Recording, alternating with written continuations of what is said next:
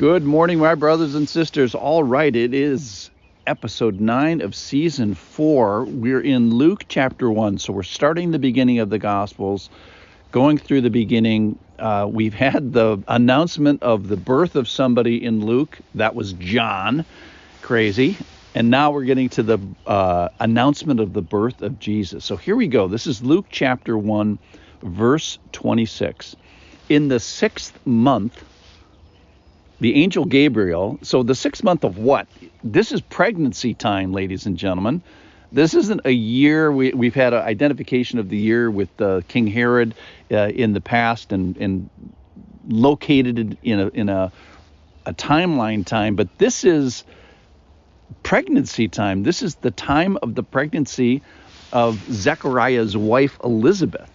All right, so in the 6th month, the angel Gabriel, he's back on duty, was sent from God to a city of Galilee named Nazareth, to a virgin betrothed to a man whose name was Joseph of the house of David, and the virgin's name was Mary. And he came to her and said, "Greetings, O favored one. The Lord is with you."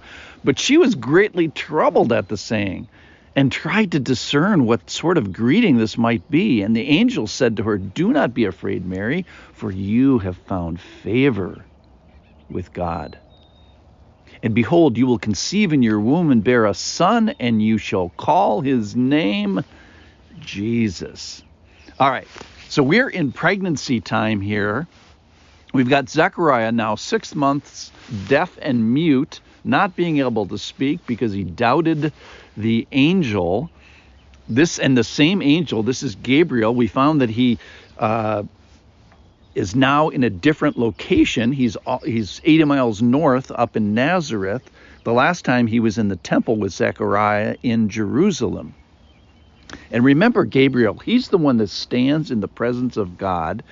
Again, he is sent to speak. Again, he is sent with good news. But Zechariah didn't believe the words of the angel, and that was betrayed by a question. And his question was, "How shall I know this?"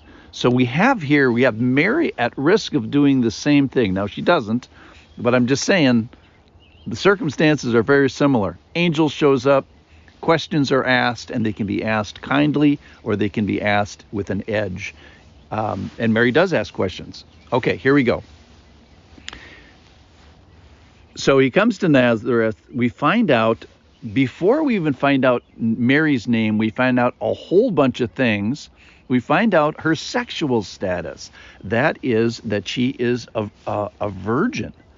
And absent her virginity, this discussion does not happen. We wouldn't be having this story without that as at least part of the story. I think her heart is more important than sex organs, but that's important part of the story. The virgin, because she keeps getting named. She's actually named a virgin, referred to as a virgin twice before she's even named as Mary. And we find out her status as far as being betrothed. So we find out that she's not yet known by a man, and she has not known a man in a sexual way. She has not consummated a marriage. Probably she's under her parents' roof. But we do find that she's been courted or arranged or promised to Joseph. And we find out something special about Joseph's line, which we're going to ignore mostly for today, and that is he is of the house of David. And that's like saying his descendants were on the Mayflower. It's a big deal historically, and we'll talk about that probably tomorrow because it's mentioned again here.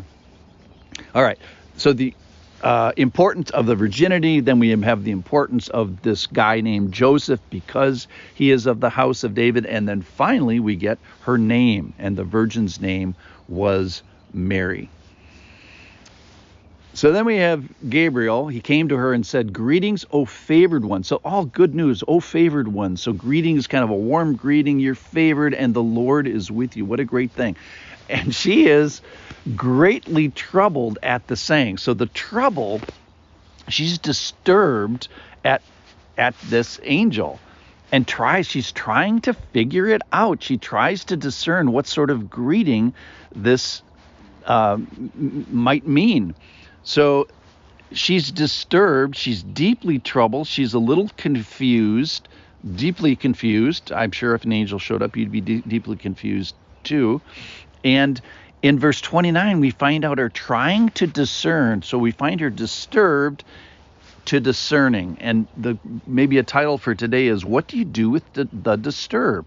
Now, we found out yesterday that Zechariah doubted with the disturb, but we have Mary here trying to figure it out, trying to discern. And that means to think, reason carefully, to consider the implications, so downstream kind of stuff, the now and the later, and sort of discussing it with yourself with some level of detail. And this is the interior life of the Christian.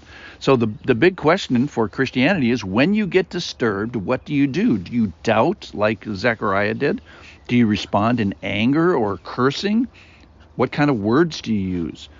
More importantly, what kind of thinking do you do? Do you act out? Do you take liberties with your sexual boundaries? That's a way you can respond to the disturb. With fear or lashing, mental, physical, sexual activity. So what do you do with the disturb? What happens when you get off your mark, when you get sort of knocked off center? Verse 30, then we find, don't be afraid, Mary, you have found favor with God. What a fantastic thing this would be to perform in front of the audience of one, which we all do, which is the Lord, and find favor. And then verse 31, oh my goodness, this is the most incredible reveal of all time. So we have so when someone gets pregnant, they usually it's a big deal. It's like, oh, we're pregnant. So there's an announcement of it, a special T-shirt or some tricky thing to say, or there's a way that is revealed to people that love the pregnant person.